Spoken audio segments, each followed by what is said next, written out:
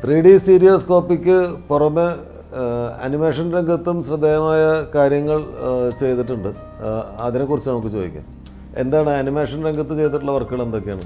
Animation രംഗത്ത് ഒരു 15 വർഷമായിട്ട് ഞാൻ ഈ ഫീൽഡിലുണ്ട്. ഏകദേശം 10ഓളം ആനിമേഷൻ CDs, കുട്ടികൾക്ക് വേണ്ടിയിട്ടുള്ള ആനിമേഷൻ CDs ചെയ്യാൻ സാധിച്ചിട്ടുണ്ട്. ഇപ്പോൾ ലേറ്റസ്റ്റ് ആയിട്ട് ഇറങ്ങിയിട്ടുള്ള അമ്പിളിമാമൻ വോളിയം 2 ഇപ്പോൾ ഇറങ്ങിയ വളരെ വിജയകരമായിട്ടാണ് അത് പോയിക്കൊണ്ടിരിക്കുന്നത്.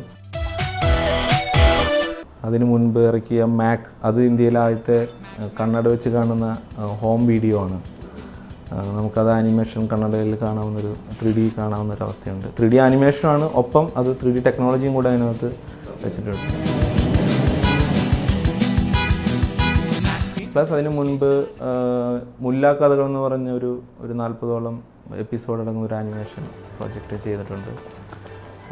അതുകൂടാതെ ഗ്രാനി മെല്ലി എന്ന് പറഞ്ഞ വിദേശത്ത്, അതുപോലെ അങ്ങനെ നിരവധി ആനിമേഷൻ കുട്ടികൾക്ക് വേണ്ടിയിട്ടുള്ളത്. ഞാൻ മെയിൻലി ആ ഒരു രംഗത്ത് കുട്ടികൾക്ക് വേണ്ടിയിട്ടുള്ള പ്രൊജക്റ്റുകളാണ് ഫോക്കസ് ചെയ്യുന്നത്. ഇപ്പോൾ ഡിങ്കൻ ആനിമേഷൻ ചെയ്തുകൊണ്ട്, അതെ, മനോരമയുടെ ഡിങ്കനാണ് ഇപ്പോൾ ചെയ്തുകൊണ്ടിരിക്കുന്നത്. അത് മാത്രമല്ല, ആനിമേഷൻ രംഗത്ത് ഇത് കൂടാതെ വിഷ്വൽ എഫക്ട്സ് സിനിമയിൽ ധാരാളം ചെയ്യുന്നുണ്ട്.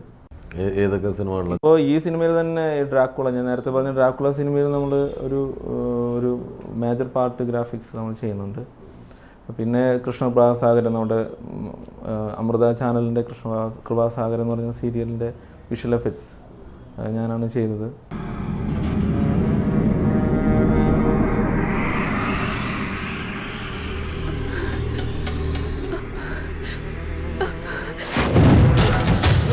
ത്രീ ഡി സിനിമകളുടെ ഒരു വലിയ കുത്തൊഴുക്കുണ്ടാവുമെന്നാണ് ഇപ്പോൾ താങ്കൾ പ്രവചിക്കുന്നത്. അപ്പം ഈ തിയേറ്ററുകൾക്ക് എന്ത് സംഭവിക്കും?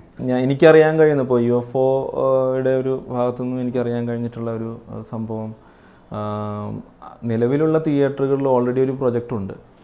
3Dക്ക് വേണ്ടത് 2 പ്രൊജക്ടറാണ്. തിയേറ്ററുകാർക്ക് 2 ഓപ്ഷൻ ഉപയോഗിക്കാം.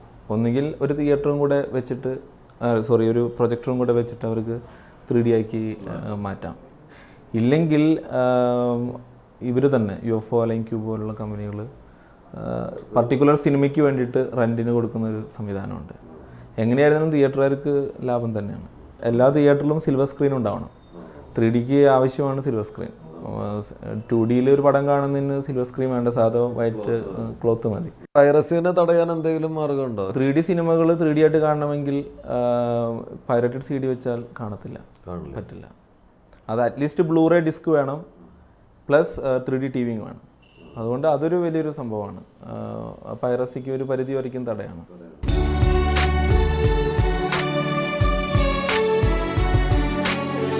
വിഷ്വൽ മീഡിയയിലെ അടുത്ത വിപ്ലവാത്മകമായ പരിവർത്തനം സമ്പൂർണ്ണ 3D ആകും. ത്രിമാന ചിത്രങ്ങളുടെ മിഴിവിലേക്കും ദീപ്തിയിലേക്കും കൂടുമാറ്റം നടത്തുവാൻ ലോക സിനിമ നിർബന്ധിതമാകും.